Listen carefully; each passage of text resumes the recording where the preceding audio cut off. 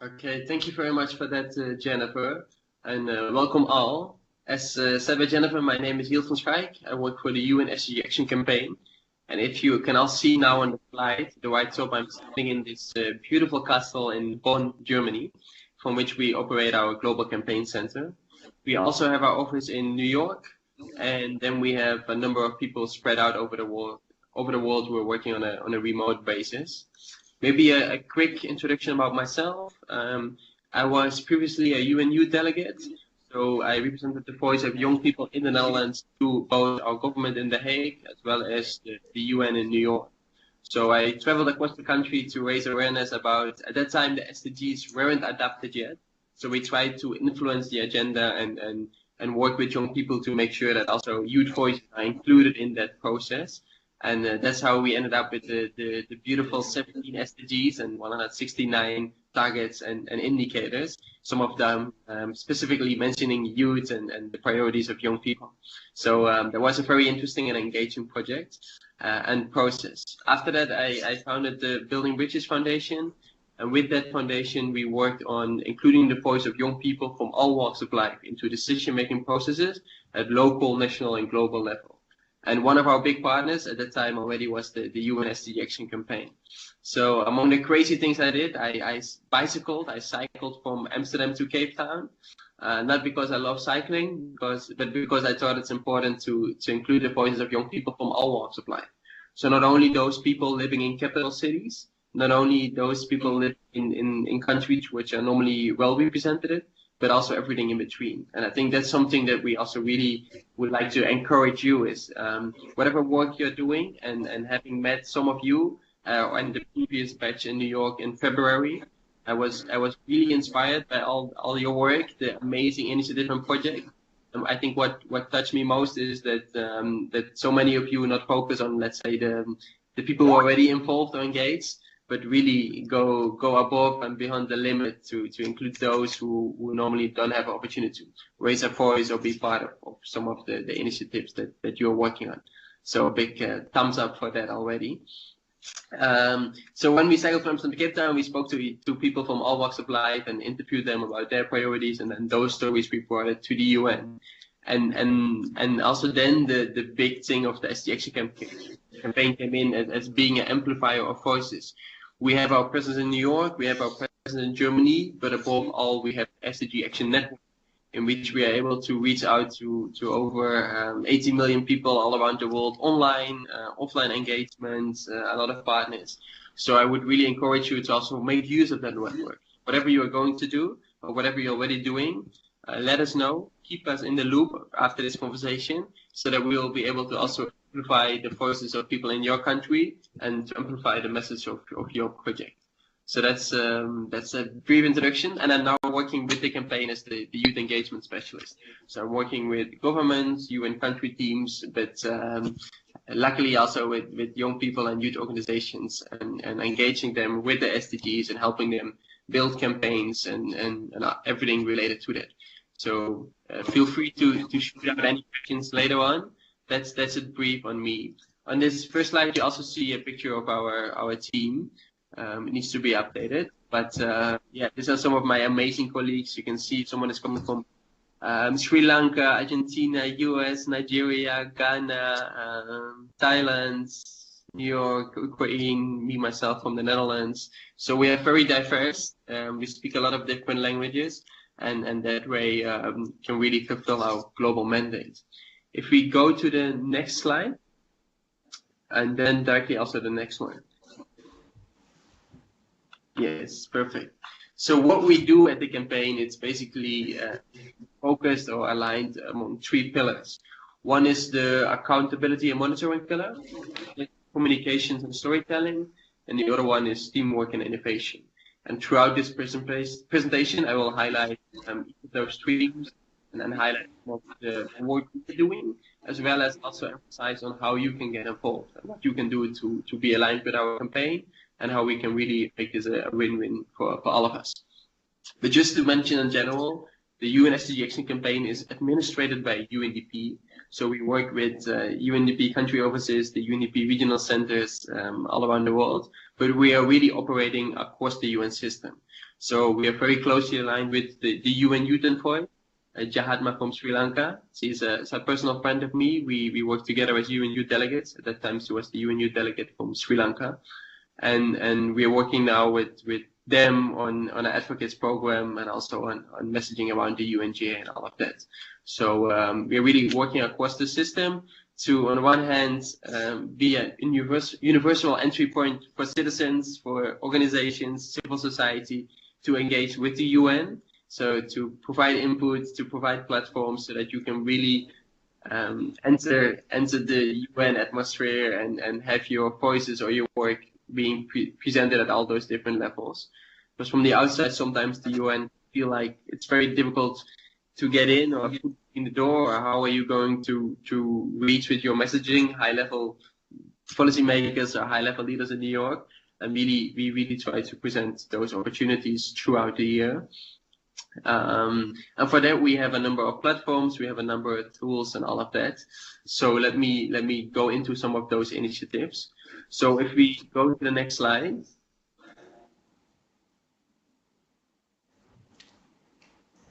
Can you get Zaid, please? Yes. So now I'm going to share with you some of our global initiatives and engagement opportunities. And the first one, if we continue, is the My World Survey. Yeah, we can do one next slide. Yes, it's the My World Survey. I'm not sure if some of you is aware of the survey or have heard of it before. The first My World Survey we conducted was called My World 2015, and it was used leading up to the post-2015 process. So before the Sustainable Development Goals were adopted on September 25th in the year 2015, so almost 3 years ago, there was a huge political process in which states, government leaders negotiate and on what should exactly be the new goals, what should be the successor of the MDGs, the Millennium Development Goals. And we said, well, it's nice and okay that you are negotiating on behalf of governments, but what we really think is that citizens, young people, elderly people, anything in between, should also have a chance to really raise their opinion and bring their voices to the table. So with that, we introduced the My World 2015 survey, and the survey basically asked which out of the 18 different topics, which are now the SDGs, are of most concern to you and your family. So to that, we could really see that, for example, in some places, young people placed a high emphasis on education, on climate change, while you could see that, let's say, elderly people sometimes had a different opinion. But what it really came forward is that there was a strong, it really showcased the voices of people all around the world. In total, we had over 10 million people participating in the survey, and that data was then used to influence the conversation going on in New York. And if you go to data.myworld2015.org, you are able to see all of the data.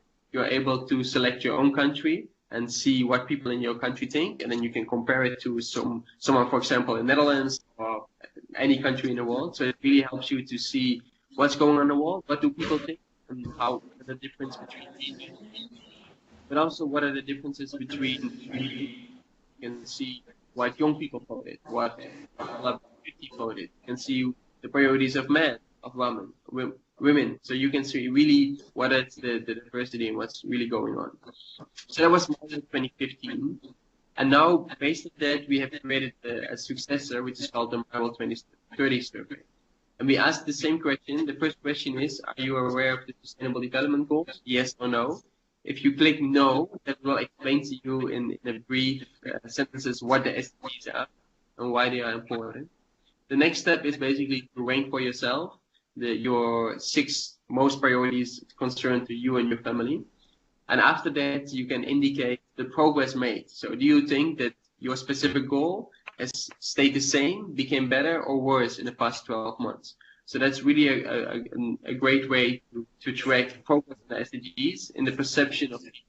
So if a government, for example, a local municipality implements a project dealing with any of the SDGs, by conducting this survey, we're working with cities, you can really track to see is this progress also becoming real, and do people also perceive it as progress? So that's the My World survey. You can take the survey by clicking on this link, the left bottom. We will share the PowerPoint presentation also with you after this webinar. Or you could even become a My World partner, in which you are going to collect survey data for us with your organization or with people in your field. And that way we get an overview of what are some of the priorities and most important issues going on in your community. If we then go to the next slide, also feel free at any time to interrupt me and ask a question. Huh? So just unmute yourself and ask a question if you have any. The next slide, where we are now, talks about the Humans of My World program. Some of you might have heard from the Humans of New York campaign, which is a Facebook page which has over 10 million followers, and in which Brendan Stanton asks people on everyday people in the New York street about their story of their life. Basically, that story then inspires many others, and people read it and follow it. What we did is we created the Humans of My World campaign, basically asking people what are their priorities for the SDGs and why. So telling a personal story. So if you see in these photos, these are people who emphasize that one of the goals is of most concern to him or her, and then outlining why this goal is of such importance in his or her life. So when I cycled from Amsterdam to Cape Town, every day we cycled 100 to 150 kilometers. And at the end of the day, we didn't stay in hotels. We always stayed with local people. We knocked on doors or asked people on the street, hey, can we spend the night at your place? And basically from there on, we started the conversation. And we documented all their stories in the Humans of My World campaign. So we have created a book out of it. And maybe I can share one story with you, which really shows how the Humans of My World, how these personal stories sometimes really amplify the work of data. As I said before, we had over 10 million people voting in the first My World survey. And yes, data goes a long way in showing certain priorities and key trends. But what we think is that with data alone, you're not there. Sometimes it's also good to highlight individual stories, to give data a personal face. And one of the stories which really touched me during my journey and the stories I collected is the story of Mohammed. We met him in the north of Morocco after cycling a long day over 140 kilometers up and down the mountains, and we were completely exhausted. And then in the end of the day, we found a place to stay, and we met Mohammed, and we asked him also about what is your priority for a better world? What is your story? And he was telling that he recently had moved from the Atlas Mountains in Morocco to a bit north to the country in search of a better job, because his mother had fell ill, so she needed a surgery, a kidney transplantation, but he didn't have enough money to pay for that. So he went north in search for a better job so that he could earn some money to provide for his mother healthcare. And he was saying, well, now in the north, when we found him, he was working in a field. He had found a better job, but still he wasn't earning enough money to provide for his mother. So he told us that within the next few months, when summer would arrive, he would try to make it to Spain. He said, and in the summer, the water between Morocco and Spain is at the lowest, so the tide. So then he was building a small wooden boat together with his a few friends, and he was trying to make the cross. So he said everything in his life was going about decent employment and creating economic opportunities so that he himself could take care of himself, but also his family and especially his mother. So at that point of time, of course, we were shocked to hear that a young man, I was the same age as me, needs to go to so much, has to go so far in order to fulfill his dreams and actually create like a decent livelihood for himself. But at that moment, the whole refugee crisis, which started being in the news from 2015 onwards, wasn't that year. So we continued cycling. Then a few weeks later, we arrived in Mauritania, and then we opened our computers, and then we saw in the BBC News that the first boat of immigrants had sunk, and that over 500 migrants had died in their attempt for a better future, and their attempt crossing the Mediterranean Sea. And at that moment, it wasn't for our bad show, you know. It wasn't something we saw in the news, but we saw really the picture of Muhammad and remembered his story and that he was going to probably face a similar fate just a few months from now. So it really touched upon. And then we had a meeting in Mauritania with the UN Youth Envoy. At the time, it was Ahmad Al-Andawi. We had a meeting with the Dutch Ministry of Foreign Affairs and all the 20 ambassadors of African countries which we are going to cycle through.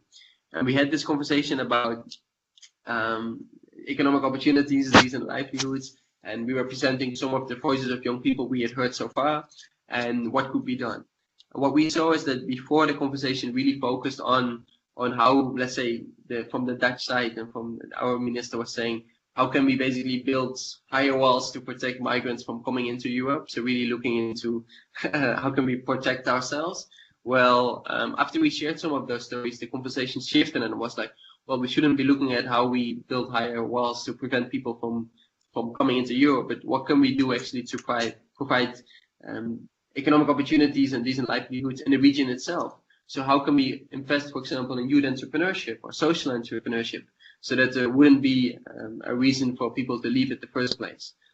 So I think that's sometimes what you can do with human stories, is that it helps you to give a real perspective to data, but it reminds you of being human and of what's real in this world. And so we continued cycling, and then by the time a few months later we almost reached Cape Town, South Africa. And then we got an email from our minister saying that she and some of her colleagues had just allocated a fund of 500 million euro to invest actually in youth entrepreneurship in 5 countries, which was Morocco, Ghana, and a few others in the line we cycled through. And it's not to say, and it's not that we claim that, well, because of our story, the story of Muhammad, we made it happen. But I think all the small pieces and bits helps. So that was our campaign. First, collect data, and then have personal stories to really showcase the human story behind it. And I think that that's something you can all do. You can visit our Facebook page to explore the hundreds of people we have interviewed in the past years, and our partners have interviewed to get inspired by the stories or to just read about them. But you can also create your own Humans of My World stories. So you can interview people in your community or in your organization or just people on the street and basically highlight their messages and stories. And then we make sure that those stories are heard all around the world. So we have exhibitions in New York, but also in Tokyo, in South Africa, in Nairobi, basically anywhere we go. Or you can even organize your own exposition in your country to really showcase leaders, stakeholders, remind them of the importance of people's stories and the SDGs and what we are aiming to do. So that's the Humans of My World program. So if you get the presentation later, you can click on the various links and access our Facebook page, stories, all of that. We also create space for citizen input. As I said before, we have the survey, we have the Humans of My World story, but we also have the World We Want, which was our online engagement platform in which we host thematic discussions. So whenever something is going on, whether it is an important conference, the UNGA, HLPF, and there are thematic conversations or discussions, we host them online on our platform to again bring in citizen voices and give them a chance to participate and be heard. If you go to the next slide. Yeah, there was the World We Want that I just touched upon. If you go one further. Then we have the UNVR, United Nations Virtual Reality. That's something what we host. We work together with filmmakers all around the world to help them develop content. The latest film we released was a film on the priorities of people living in the Amazon rainforest, of indigenous communities, and how they are working to protect basically their rainforest, and how they have to fight against illegal loggers who are cutting down their livelihood, their areas, or cutting down large pieces of forest, which really endangers themselves. So it really told the story through their perspective with 360 filmmaking. Other films that have been produced by our colleagues from UNICEF or UN Women in, for example, a Syrian refugee camp, and we help them curate that content and show it on expositions all around the world. So we have the VR headsets, so whenever there is an important event happening in New York or anywhere in the world, often some of our colleagues are there to help showcase some of that content. And it's really to create empathy. Often after you have, I'm not sure if any of you has tried it before, but the first time I did it, it's such a special experience that you put on the glasses and really for 5 or 10 minutes, the length of the movie, you feel yourself that you're in a different place. You feel yourself immersed in a refugee camp or immersed in the Amazon rainforest. And that really helps you to create, one, more empathy, and then two, the next thing is, of course, the call to action to then help support either one of those projects or realize yourself that there's something bigger going on in the world. So if we go to the next slide.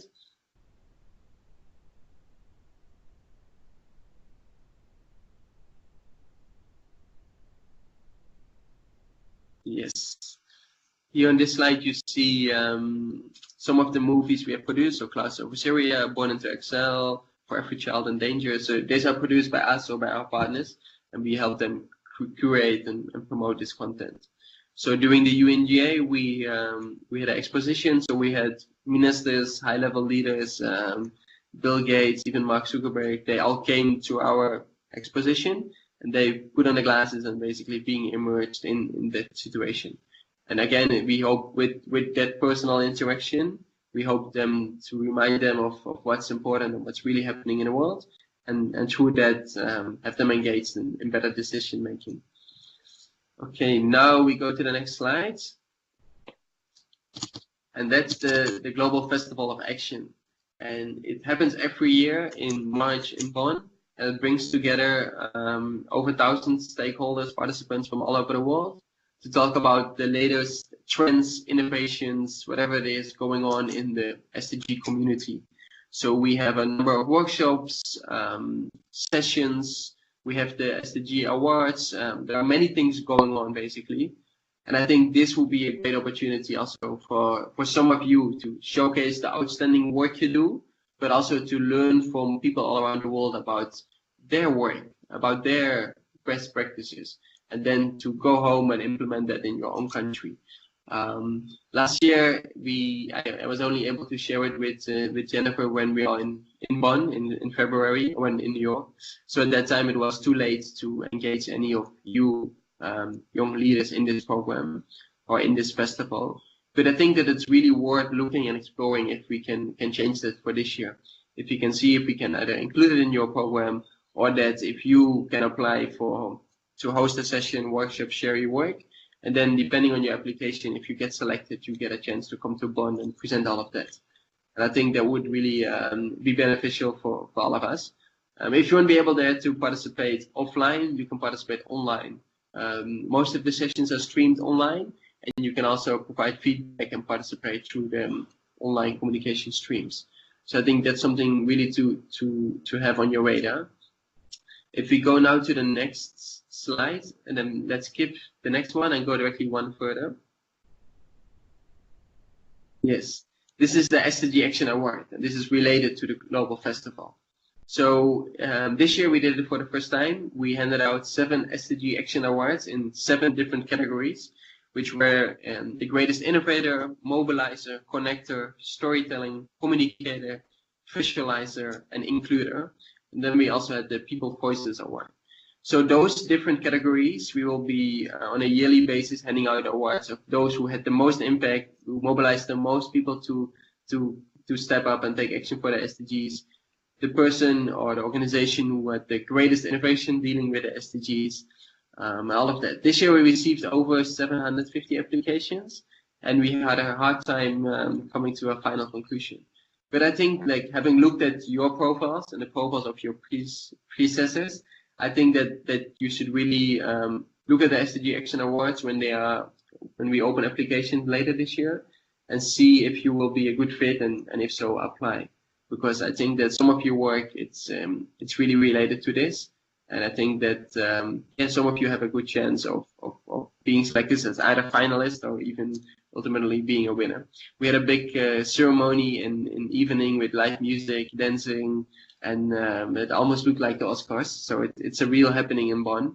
So keep that on your radar, and it's something when you feel down or when you feel tired, and I'm sure those moments are there, or when you feel lost, think about the opportunities that are out there, and that maybe at the end of the day it was all worth it. And when you're standing in Bonn with this award in your hand, when you're in the crowd and celebrate with so many like-minded people, I think that's in the end of the day what you all do it for. So even in those moments that you feel lonely in your work or that you face challenges and you don't know how to move forward, don't lose hope. Stay motivated, and in the end of the day, there might be a wonderful ending and a wonderful ceremony in Bonn, Germany. Okay, if we go one slide back, then I also want to touch upon the Global Day of Action. But before I continue, are there questions so far? Any questions? No? Then let me take a sip of water and then I continue. So what is the Global Day of Action? During the Global Day of Action, we ask people on the anniversary of the SDGs, so the 25th of September, to stand up and basically take action for the SDGs, for the Sustainable Development Goals. What actions? It's really up to you. Whatever it is that you feel important, whatever you think that your organization or your community needs, that's what you can do on that day. So what we have on our website, the website is actforsdgs.org. We have, first of all, a global map where you can see where people all around the world are taking actions. Last year we had over 830 actions from 500 organizations in 110 countries, and we reached out to over 80 million people on social media and also a large audience offline. This year we hope to scale it up even more. So you can go to the website actforsdgs.org, and then you can put your dot on the map. Basically, you register yourself, your organization, your action, whatever it is that you want to do on that day, and your action will be placed on the map. On the one hand, that enables other people to see what's going in, for example, Jordan, or what's going on in Qatar. But it also enables people to join in your action. So if you outline how people can join or how they can find your organization, other people could join as well. But it's really to celebrate on the one hand that the SDGs have been adopted on that day, the 25th of September, but also very much to hold our governments, our leaders to account, to see what has happened so far, what progress has been made, celebrated, but also see what needs to be done. And then, of course, not only by government, but also what can you do as individual, what can you do as community, and what can you do with your organization to actually help accelerate the implementation of the SDGs. So that's happening on the 25th of September. In New York, we have a live studio in which we have some high-level speakers attending, but also very much to switch and live stream from all around the world. So if you plan an action, you have put your dot on the map, and in case you have a live stream or live connection, you can also apply for the studio. So then from New York, we switch directly to your place in Amman or in Qatar, and then you will be talking for this few minutes to the world and show them what you are doing, why it matters. So this is really a chance for you to, again, feel part of this global network and know that you are not alone, that there are many other like-minded people, organizations who are taking action for the SDGs, who are doing wonderful things. And this is a chance to be part of that community and really engage with them. Okay, that's on the Global Day of Action. The website, I think the website from last year is still on, so you can see the map, you can see the initiatives, all of that. And I think later this week or early next week, we will refresh the website so that it has all the information for you to register your action for this year. And then also you can download the toolkit with all the information, some sample actions. So if you don't know yet what to do, that toolkit provides a lot of information and inspiration to think about your own action. It will be live later this week or early next week. But for now, you can visit the current website to learn about what happened last year. Okay, if we continue.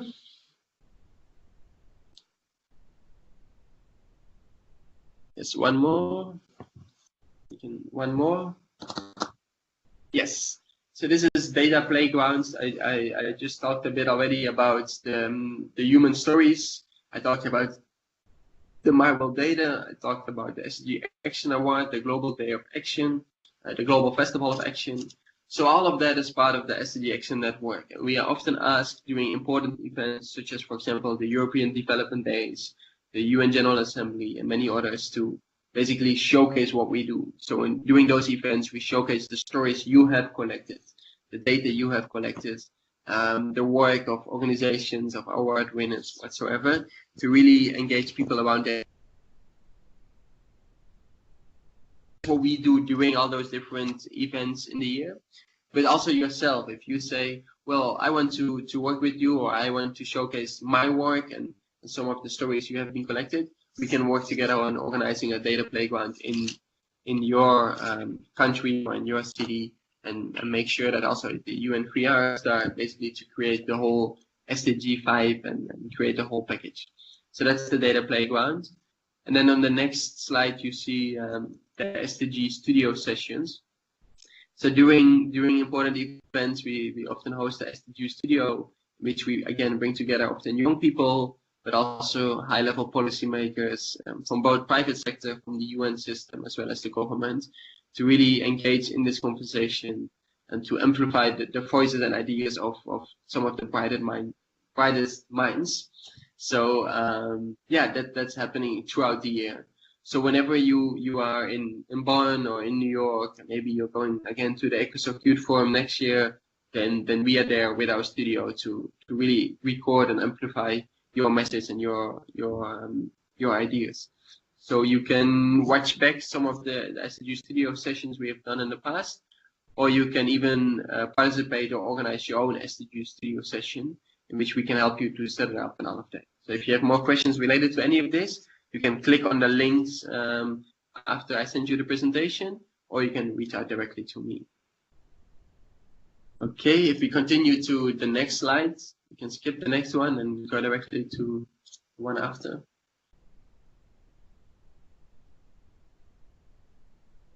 Yes.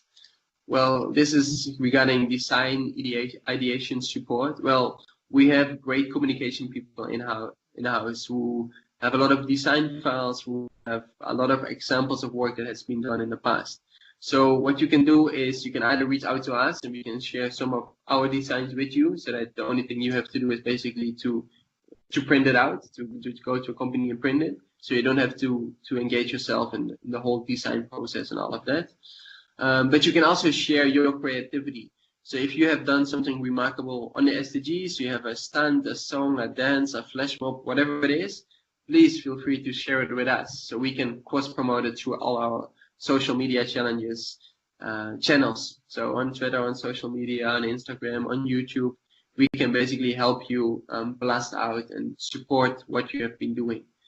The same is, we have a blog on our website, sdgactioncampaign.org, and you can visit the website and read about some of our blogs, but you can also blog yourself about the work you have been doing, and the impact you are having, how you are engaging people around the SDGs, and anything related to that. So if you have done that already, or if you're going to do so, please feel free to share it with us. We're always happy to promote that content and to let people know about your outstanding work. Because having worked with the previous group of leaders, and I met them in February, it's really, really outstanding what you're doing, and you have been selected for a reason. So we are here to really amplify your voice and to help you in whatever way possible. So we always ready to assist, to blast out the message, and yeah, very interested and curious to follow your work from a distance in Bonn, but also to yeah, help you accelerate and create more impact. Then the next slides. These are some videos you can watch and share with your followers online. It has a bit more information about the SDGs themselves, like introduction video, whatever it is. So you can have a look at them, and sometimes you could use them, or if you have a public engagement event or you want to share some information on the SDG with your friends, these are some of the links and channels you can use to actually promote them online, or to show an inspiring video during one of your events. So you can access them via the links here. And then the last slides is yeah, feel free to subscribe to our mailing list. Then you always receive the latest news. So we keep you updated when the applications, for example, for the SDG Awards will be opened. We let you know when the website for the Global Day of Action is live, and anything else. You can also visit us in Bonn, Germany, or New York whenever you are around. We're happy to have a one-on-one conversation and see how best to support you. And then, of course, I'm also always available to answer your questions or anything related to that. You can email either to support@sdgactioncampaign.org, and then the person best placed to answer your question is there to help you. Well, this is in a brief overview all the work we do as the SDG Action campaign. Many different initiatives. It can be at times overwhelming to hear about it all. So I would recommend to go back to the presentation at a later time and scroll to some of the initiatives, and then those that are most appealing to you, click on them, read a bit more. And if you have questions or you want to engage with us, please reach out. We're here to support, and very excited about your work. I think that's it from my side in terms of presentation. I'm not sure if there are any questions from any of you, any of the participants, or even from Jennifer and the team at the regional center.